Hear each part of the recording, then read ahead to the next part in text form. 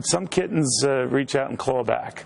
He is Sean Spicer. He is the RNC Communications Director. Sean, good to see you. Thanks for having me. How you holding up? I'm doing well. I feel really good. How do you deal with that, especially when candidates go back and forth? This one is getting more attention. This one's getting more time. We think we should argue these points when we negotiate TV deals, on and on and on. Our number one job is to treat all of these guys with fairness and to make sure that we're doing what's in the best interest of all of the candidates collectively. So if someone has an individual problem, we try to get them to the right person.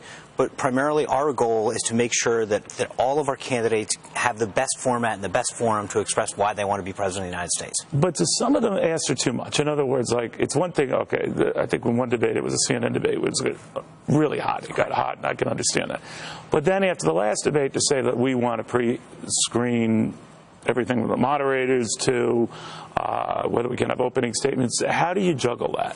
Well, I think tomorrow night's going to change a lot of that. I think that the CNBC experience was not good for a lot of these guys and for the party as a whole. And I think that once they get back on track and see you and Maria and the team at the Wall Street Journal put on a professional debate that is focused on the issues that matter to the American people, I think a lot of that subsides. But I think a lot of the concerns that they have stem from the mistakes that were made, 10 days ago.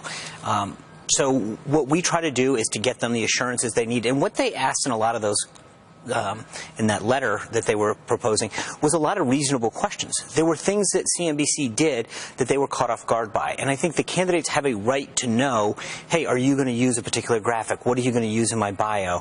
And it's not demands. They're questions that I think someone has a right to know, the same way that you would want to know if you went to a particular event. What I base it on? I'm not trying to be pro or anti any network that does this stuff, but that the closer you get to Iowa, right? I mean, if you think about it, Sean, a candidate who's desperate or losing support or donor support is drying up, the poll numbers are not looking good, they're more likely to lash out at Mother Teresa if she were asking questions, right?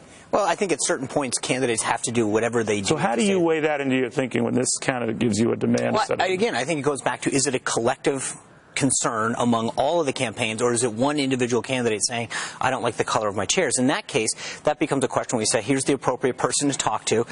We don't get in the middle of one-off squabbles. Our job is to make sure. It sounds to me you established the role of being a priest at a confession. Well, but look, our job is to make sure the candidates get put foremost. And so we're going to take a little bit of the heat sometimes. And sometimes it's deserved and sometimes it's not. But that's our role. And it's not about the RNC. It's not about me. It's about making sure. You must have sensed that would be the case with so many candidates, because invariably that would be the case, and I think that that's another thing that's historically different about this year. You've never had to have this many people to get on a stage or have two stages. The most number of people that's ever been on a debate stage in either party's history prior to the cycle was 10.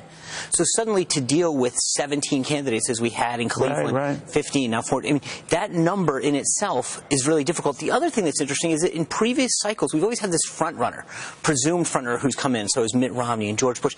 And the debates kind of got led by whatever the demands of that top candidate were. Now, we've got a lot of volatility in the field. Yes, there's some front runners, but it's a lot less certain, and so we have to listen to all of them a lot more. Do you think we could get to Cleveland without a nominee, without someone even close to the number of delegates he or she would need to be the nominee?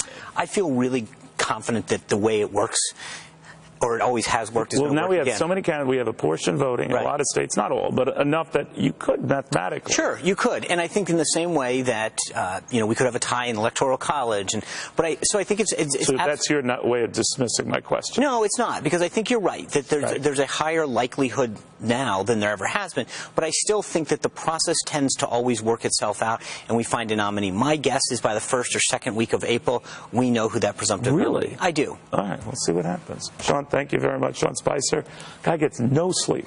It really is a thankless task.